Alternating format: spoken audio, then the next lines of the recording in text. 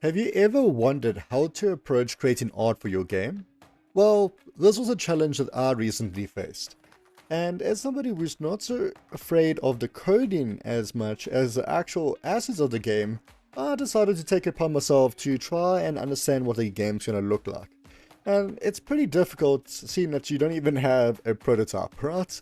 But who doesn't want to get the ball rolling and try to make the best prototype that they can? So this is my approach on how to create art for your game.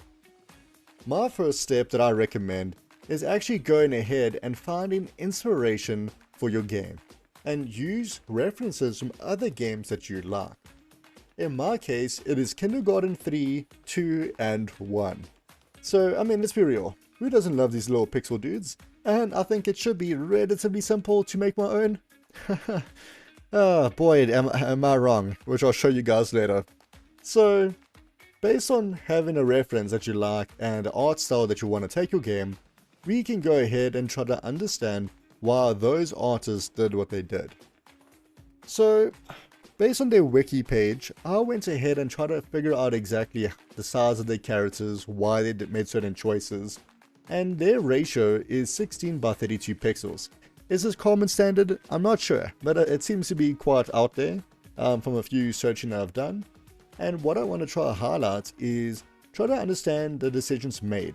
I found this really cool image online, which I just yoinked and pasted on this page, which shows you why 32 by 16 works really well. Your character is a lot bigger than an object in the world like that plant, and it just stands out and makes sense, right? So even though my characters won't be so big, I thought this would be a pretty good starting point.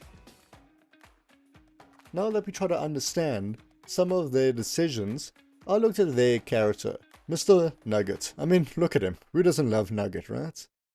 So I took it upon myself to break down every part of the game and this character from the color of his edge, the shadows, the eyes, and try to make something that I can sort of replicate of Nugget, which first of all I recreated him.